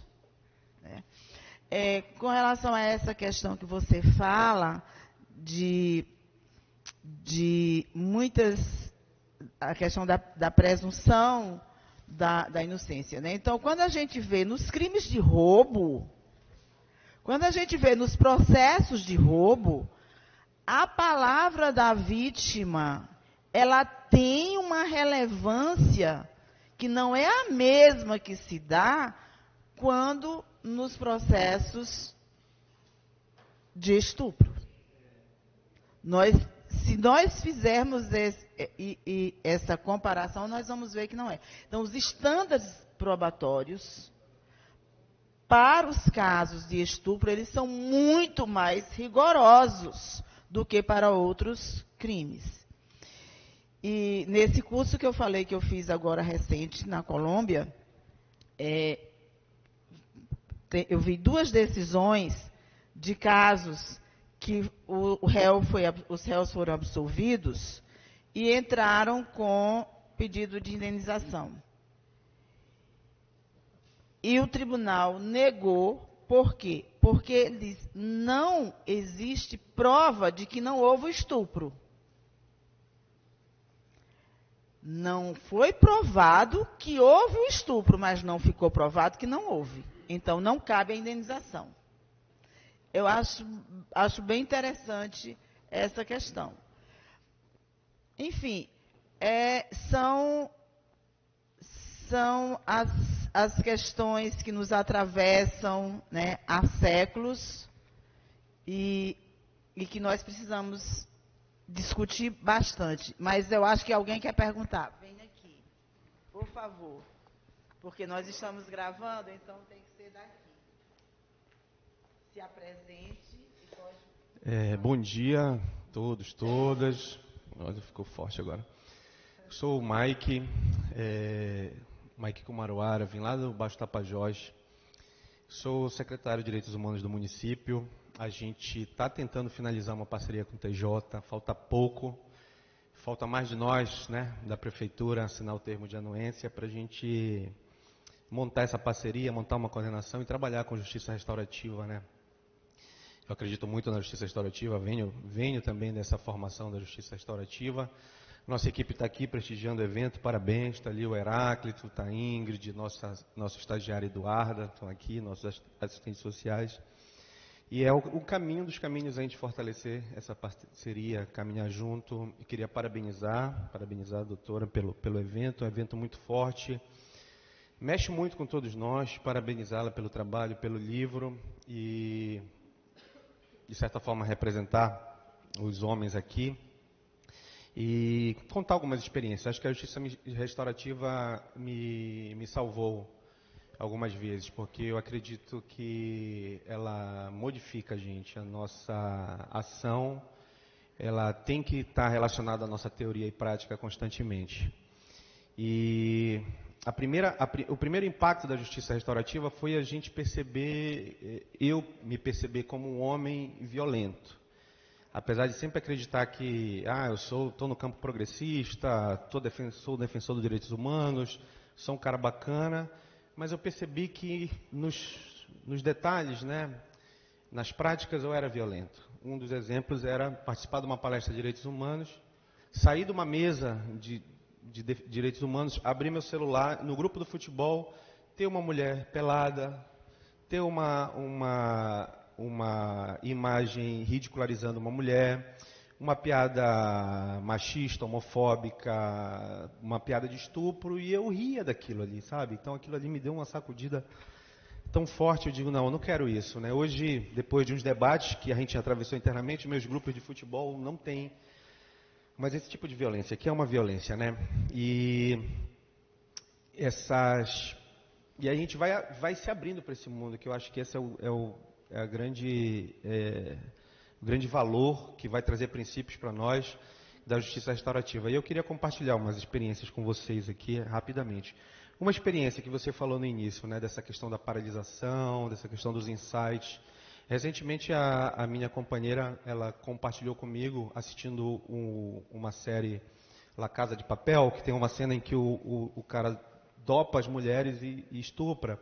Ela me falou que ela foi vítima de um estupro quando era estudante, morava numa casa dividindo com outro estudante. Ela bebeu muito, acordou na cama do colega de quarto e teve uns flashes depois que ela foi violentada. Mas ela não conseguiu falar isso, ela foi falar isso 10 anos depois só. Né? Isso é muito tempo. E uma experiência mais próxima, que inclusive fez eu vir para um dos motivos que me fez vir aqui para Belém, que eu morava em Santarém, morava próximo do nosso povo lá do Baixo Tapajós, do povo Kumaruara, e é muito forte isso. Inclusive eu vim para cá um pouco com essa expectativa, porque quando eu vi o tema Sentido do Estupro na Amazônia, eu falo muito nas minhas atividades que a nossa formação, infelizmente, a formação étnico-racial do nosso povo, ela está vinculada, está relacionada ao estupro. É muito comum a minha bisavó dizer, olha, tua bisavó foi pega-laço. O que é pega-laço? É estupro, né? Obrigado. Então, isso a gente, inclusive, fez muitos debates mostrando que, se eu tenho um indígena que não tem tanto como o pessoal, a essência, o estereótipo de indígena, está relacionado ao estupro, né? Negros, quilombolas, que são mais de pele clara, também está relacionado ao estupro. Então, eu vim um pouco dessa perspectiva, isso a gente pode discutir depois, mas o filme, o livro, né? O filme, e consequentemente, quando eu tiver acesso ao livro, são muito importantes para esse debate. E eu vinha por conta disso. E eu digo isso porque a minha filha de 5 anos, num condomínio que eu fechado, que a gente morava, acreditando que está seguro, ela sofreu uma violência. Ela tinha uma amiga da mesma idade, 5 anos, e a mãe autorizou ela ir na casa dessa amiguinha, convidar para o aniversário. O avô dessa menina de 66 anos pegou ela no colo, passou a língua no peito, passou a língua na bunda, passou a língua na vagina da minha filha e disse, olha, eu estou te dando amor, não conta isso para ninguém. E aí isso é algo importante da gente compartilhar, porque a gente sempre educou nossas filhas, eu tenho 4 filhas mulheres, 4. E assim, quando a gente começa a despertar para coisas que a cada 10 minutos uma mulher estuprada no Brasil, eu ficava pensando, quando é que vai chegar a vez das minhas filhas? É uma coisa meio perturbadora, mas eu ficava pensando, vai chegar, e o que eu vou fazer quando chegar? E ao mesmo tempo que a gente tinha uma educação sexual dizendo, olha, não é não, só quem pode tocar no seu corpo é seu pai, é sua mãe, só quem pode dar banho em vocês é seu pai e sua mãe. A gente sabe, quase um mantra repetindo isso, porque a gente sabe o que é viver nessa sociedade que se estrutura no machismo. E ela chegou em casa, ela falou para a mãe dela e disse, olha, o vizinho me tocou, ele fez isso, e você disse que só quem pode tocar na gente é a mãe e o pai. A mãe me ligou na hora. Eu estava saindo de um círculo de justiça restaurativa, resolvendo um conflito étnico-racial de indígena na universidade, super feliz, ela me falou isso, né? Aí a gente cai, né? Fui lá, conversei com ela contou para mim. E é por isso que eu digo que a justiça restaurativa, ela me salva, porque eu fui, na mesma hora, compartilhar com o síndico disse, olha, pega um teçado e resolve isso. Aí o outro disse, o subsíndico disse, olha, resolve isso, quebra esse velho na porrada, né? E assim, a raiva, quando a gente está submetido por uma violência, uma dor, é possível a gente fazer, a gente não conhece nossos comportamentos. E era até fácil, porque era um senhor de idade, né? E olha o meu tamanho. Só que aí eu renunciei a essa violência. Liguei para os meus amigos da justiça restaurativa e eles disseram assim, olha, renunciar à violência não é fraqueza, é uma grande fortaleza. Mas houve um cerco assim e todos diziam, olha, tem que denunciar, crime contra a criança, tem que denunciar. Beleza, fomos à delegacia. Fizemos a denúncia, fomos bem acolhidos, fomos bem recebidos pelos profissionais de assistência social, de psicólogos e tal. E eu dizia, olha, eu não quero que a minha filha repita isso novamente, eu não quero essa revitimização, sabe? E nós fomos para a audiência e os advogados nossos falaram, não, ela tem que, o juiz está pedindo o testemunho dela, está pedindo o testemunho das vizinhas e tal. E aí eu conversei com as vizinhas, ele tinha também assediado, passado a mão, na maioria das mulheres que os maridos saíam para trabalhar, ele fazia isso.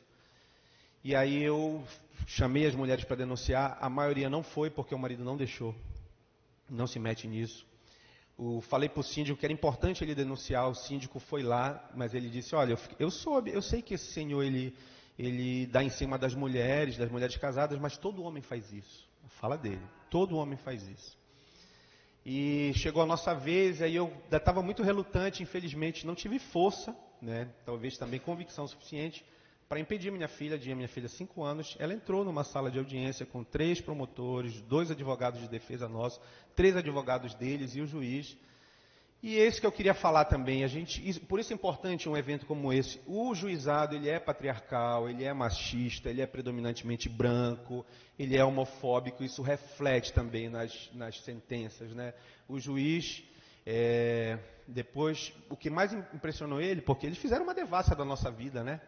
A defesa, mas uma das perguntas principais foi qual era a religião nossa. Eu me considero espírita, né? Eu gosto do espiritismo, e a minha companheira é do candomblé, de religião de matriz africana. E isso pesou para ele, isso era importante para ele. Eu falei, mas o que é isso? Qual é a relação disso? Não, porque a gente precisa saber, porque a religião tem a ver com as práticas e rituais, enfim, que aí já tem um racismo religioso. Depois, no final da audiência, ele disse assim, né, que eu acho que isso pesou na sentença porque ele foi absolvido. O senhor foi absolvido. Ele disse assim, eu achei a tua filha de 5 anos com um vocabulário muito complexo para a idade dela.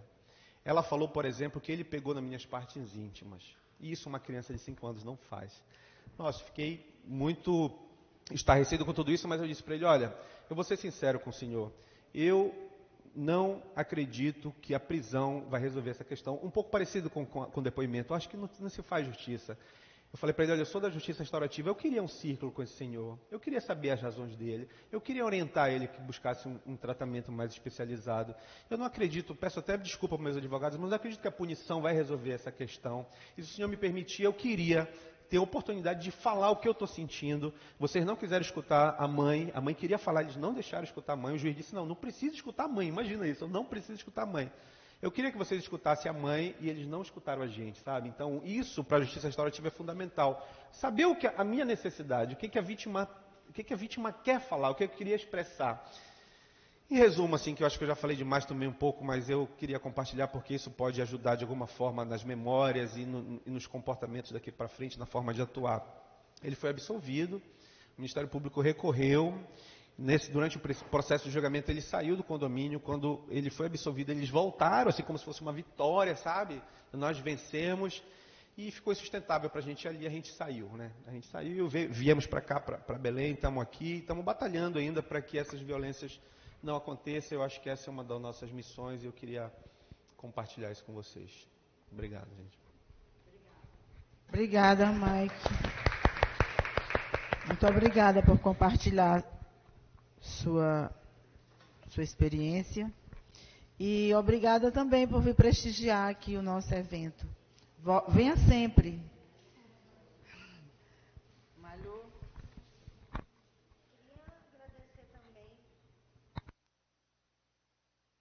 Com a tecnologia. Queria agradecer também compartilhar a sua experiência aqui. Sei que não deve ter sido fácil. Sinto muito pela sua neném. Que bom que ela tem vocês. E isso traz um outro ponto muito importante quando a gente fala de...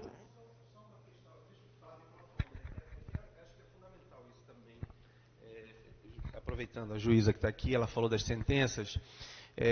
Os meus amigos do judiciário lá em Santarém, eles falaram uma coisa que merece a gente refletir. Eles falaram que os crimes de estupro, as sentenças condenatórias, elas ocorrem quando tem a conjunção carnal. Como no caso da minha filha não houve violação, e aí ele disse em todos os outros casos de crianças, quando não há a violação, quando eles fazem o exame e não comprovam, em geral eles são absolvidos. Eu queria que vocês falassem um pouco sobre isso. Sim, eu vou primeiro te agradecer, né? Falar sobre a importância da educação sexual. Se vocês não tivessem desde pequenino, né, conversado com ela, tendo feito, por isso, inclusive, esse é um dos motivos pelos quais também há uma campanha ativa contra a educação sexual, para que, enfim, haja aí uma continuidade dessas violências. Sobre a questão da sentença, foi o que eu estava falando mais cedo. Uma condenação em estupro exige não só a palavra da vítima, mas exige a palavra da vítima, um laudo pericial, e nesse laudo tem que estar atestado violência extrema. Só que esse critério de violência, no direito penal, a violência, ela é compreendida, construída, e isso aí eu culpo os penalistas homens. Toda a teoria do direito penal é construída de que a violência ela só vem na forma física. Então, qualquer sutileza, nuance, qualquer violência ali mais sutil escapa esse conceito de violência do direito penal e acarreta numa absolvição em casos envolvendo mulheres e crianças. Alguém mais? Ana Lúcia.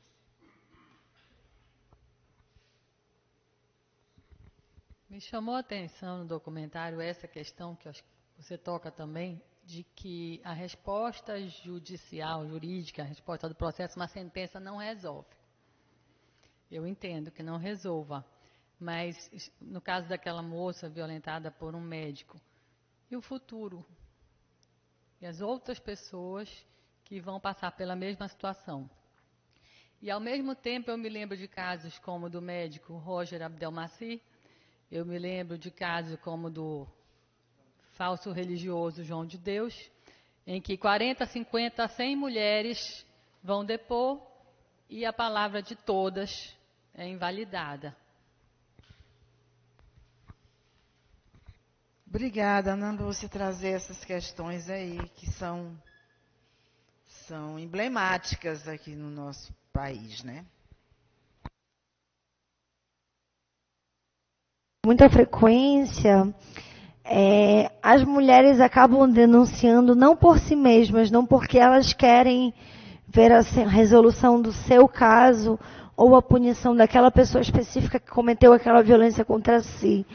Mas as mulheres acabam denunciando para proteger outras mulheres, para impedir, de alguma forma, que aquela pessoa que as violentou violentem outras mulheres. E eu acho que nesses casos de líderes religiosos, enfim, como foi o caso aqui, médicos, né? O Abdu era médico, mas tem o caso também do João de Deus, que, enfim, a gente vê que tem toda uma estrutura de pessoas, inclusive, e um negócio milionário, que é todo feito para esconder aquilo, né? Muita gente sabia, muita gente via, muita gente sabia. Um negócio completamente golpe, né? Ele era um golpista, né? Além de tudo. Mas, enfim. Só o que eu queria também comentar é que eu acho que a gente também tem que tirar um pouco essa responsabilidade de salvar o mundo individualmente dessas vítimas, né? Tipo, eu preciso denunciar, eu preciso tirar esse homem das ruas para que ele não cometa isso com outras mulheres. Esse peso não é um peso que a gente consegue carregar sozinha, né? Para a gente tentar mudar o cenário e as coisas como elas são, a gente tem que se organizar coletivamente com outras mulheres para tentar fazer ações concretas, não carregar o peso das costas do mundo de achar que a nossa denúncia e tirar aquela pessoa das ruas vai poder salvar muitas outras pessoas, e tentar evitar esses grandes atos heróicos, né, que acabam nos trazendo muita dor também. Porque o processo judicial é muito doloroso e ele acaba sendo muito frustrante também.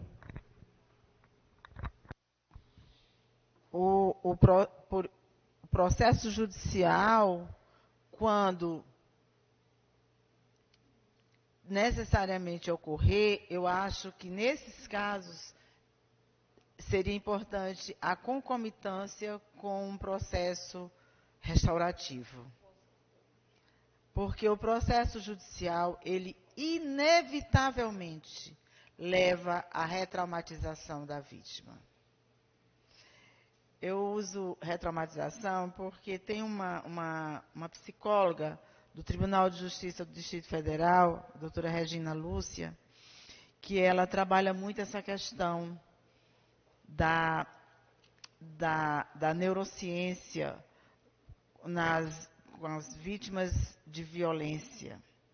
Tanto, não só a violência sexual, mas outras violências também, né? A violência doméstica, a violência moral, enfim. E ela usa o termo retraumatizar e não revitimizar, porque é um trauma. Então, quando na audiência a pessoa vai... a Mailô falou aqui que todas as vezes que ela vê o filme, tem uma passagem que ela chora, porque traz alguma memória assim que... Então, imagine uma mulher, uma menina, uma adolescente, uma jovem, uma mulher adulta, que sofreu uma violência extrema, porque o estupro é uma violência extrema. É você ter o seu corpo dominado, o seu corpo violado de uma forma repulsiva. Não há crime mais repulsivo do que o estupro. E aí, a pessoa tem que reviver tudo aquilo, contando para pessoas estranhas que ela nunca viu. Um juiz, uma juíza, um promotor, uma promotora, um advogado, um defensor, uma defensora, enfim. Esse trauma, ele volta. Então, há uma retraumatização. A revitimização, ela ocorre quando a instituição, por seus agentes, começam a fazer essas perguntas e agir da forma como agiram lá com a Mariana Ferrer. Por que que você tem foto assim? Por que que você bebeu? Por que que você trabalhava numa casa noturna? Então, isso revitimiza. Ela já foi vítima. Ali, ela está novamente, ela está sofrendo uma outra violência, que não mais a do estupro. Né? Quando ela fala do estupro, ela está sendo retraumatizada. Mas quando ela é perguntada sobre questões que não têm relação com o fato em si, mas que querem saber em que grau ela também foi responsável por aquele ato, ou seja, estão ali querendo corresponsabilizá-la, então isso é revitimizar. É fazer com que ela seja vítima de uma outra violência. Mas, enfim, eu acho que a gente teria, assim, a tarde inteira aí, porque o assunto é vasto, são muitas questões. A gente nem falou, a Mailô falou assim, en passant, sobre a questão da interseccionalidade, né, que é uma questão importantíssima, porque a gente vê que não é só uma questão de gênero, mas ela é atravessada por questão racial, étnica, territorial. Aqui, a Mailô trouxe para nós a questão do Marajó. E aí a questão da territorialidade é um outro marcador de opressão, né? Que a gente precisa também estar atento. a questão de classe, porque mulheres no ambiente fabril são assediadas diferentemente de mulheres num outro ambiente de trabalho. Então, a questão de classe, ela atravessa também, e por outras questões também, até a questão de classe leva até também a falta de um maior conhecimento, de uma maior dificuldade de acessar os instrumentos e as instituições e o próprio sistema de justiça. Então, tudo isso perpassa essas questões, mas a gente tem que encerrar, infelizmente. Opa, tem um homem ali querendo falar. Venha cá, não sou eu que vou lhe silenciar.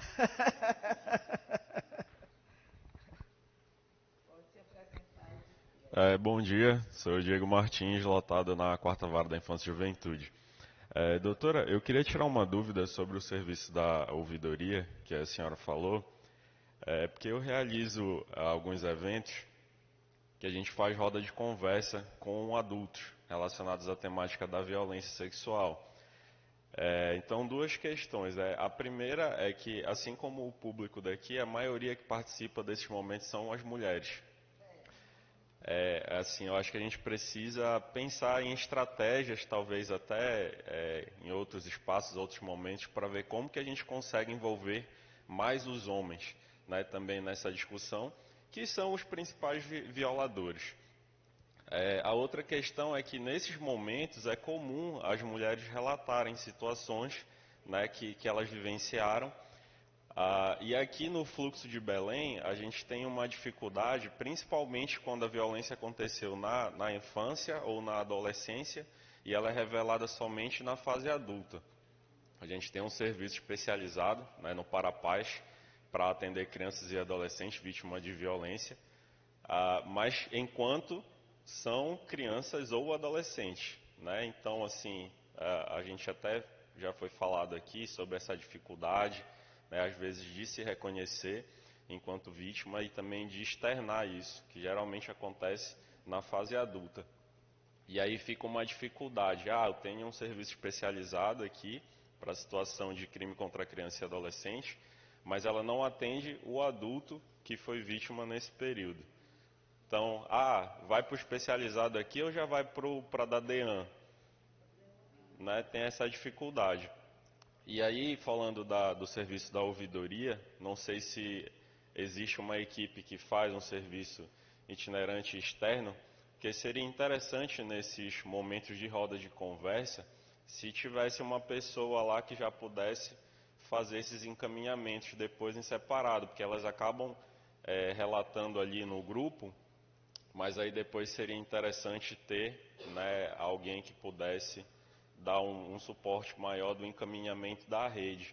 E principalmente nessa questão do fluxo, né, se vai ser para a DEAN, se vai ser lá para o Parapaz, o especializado, porque acaba que isso também desestimula, desencoraja também as mulheres a denunciarem esse jogo do empurra, né? Eu vou para cá, mas olha, não é aqui, vai para lá. Aí chega no outro, não, mas olha, aconteceu quando você era criança, então você tem que ir lá para o especializado. E um dos fatores, né, como você disse, que contribuem para que não se prossiga, né, e não vire processo, não tenha responsabilização e não tenha ali também outras questões relacionadas, e te parabenizar. É um trabalho muito árduo, né, trabalhar nessa temática, muito necessário. Eu também fiz mestrado sobre violência sexual e mesmo trabalhando no TJ, pelo fato dos processos, né, tramitarem em segredo de justiça, é uma dificuldade imensa ter acesso aos dados, mesmo que de forma objetiva, né, sem ter acesso direto, né, aos depoimentos, às pessoas. E assim, tu conseguires chegar até as pessoas, né, elas se disponibilizarem a falar, compartilhar as suas histórias, é realmente algo assim a se ressaltar. Parabéns, viu? Obrigada. É o seguinte, nós ainda não temos a ouvidoria da mulher é muito recente, ela foi criada no final do ano passado, mas nós pudemos conversar depois para a gente ver, fazer um alinhamento aí de fluxo, né? E a gente ver como é que pode fazer. Temos todo interesse, mas enquanto não tiver esse serviço externo que você fala, você pode encaminhar. Se tiver numa roda de conversa e alguma mulher adulta fizer algum relato e ela queira ir até a ouvidoria, você pode encaminhar. Mas vamos conversar sobre isso, porque vai ser um trabalho bem... né? Nós temos que estar tentando fazer o máximo possível de alinhamento desses serviços todos, exatamente para evitar isso que você fala, das pessoas estarem indo aqui, ali, acolá, e não saber direito para onde ir. Então, vamos alinhar isso sim, será um prazer. Eu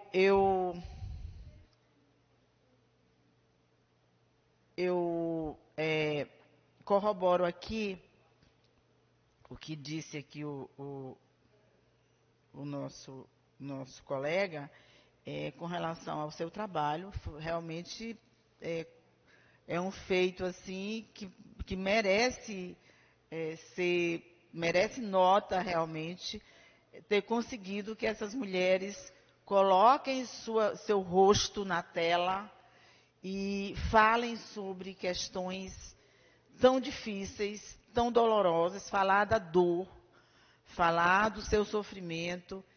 E, com certeza, essas mulheres deram voz a muitas outras mulheres. É o rosto delas que está lá, é a história delas, mas a história delas se conecta com inúmeras outras histórias de outras mulheres que sofreram essa mesma dor. Então, Mailu, eu quero lhe agradecer muito. Eu vou passar para você finalizar, mas eu já quero finalizar aqui agradecendo a todas e todos que vieram aqui para a gente ter essa conversa da maior importância. Agradecer às minhas colegas do Comitê de Participação Feminina. Aqui estão a Luciana e a Riane. E agradecer muito a Mailu por trazer esse documentário para nós. Eu acho que nós vamos ainda querer fazer em outras oportunidades, Mailu, outros espaços. Já fica convidada aqui para a gente levar para a AMEPA. A AMEPA criou uma diretoria da Equidade de Gênero e Diversidade, então eu vou agendar, e eu estou nessa diretoria, então eu vou agendar um cine-debate com você lá. E eu quero concluir, nós estamos no mês de março, o mês que se celebra o Dia Internacional da Mulher, o mês em que as pautas das mulheres ficam mais evidenciadas. Nós devemos discutir essa temática todos os dias, porque a violência está, não todos os dias, mas a todas as horas e a todos os minutos. As mulheres, enquanto nós estamos aqui discutindo, inúmeras mulheres foram vítimas de várias formas de violência, inclusive a violência sexual. Então, nesses momentos, eu gosto sempre de honrar a todas as mulheres que vieram antes de nós, a todas aquelas que foram queimadas nas fogueiras por serem solidárias a outras mulheres, a todas as mulheres que foram pegas no laço, sendo estupradas nas estradas, nos campos, nas beiras de rio, nas beiras de açude, no chão de fábrica.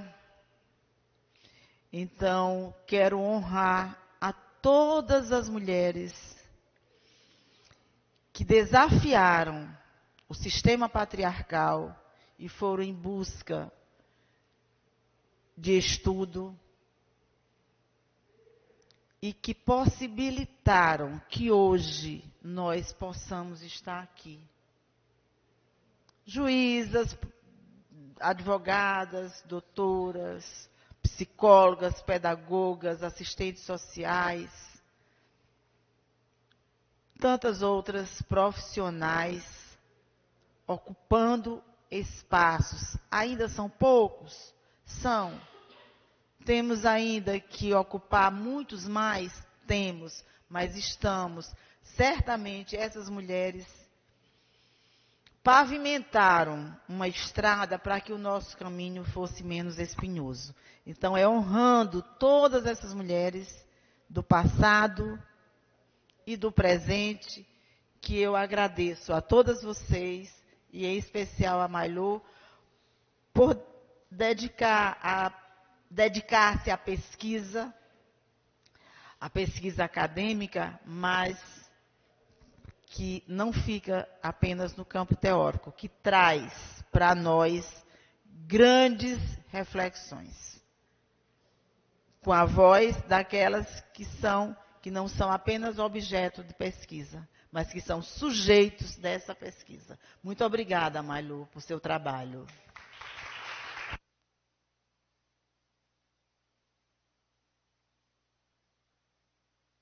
Obrigada, doutora, mais uma vez pela generosidade.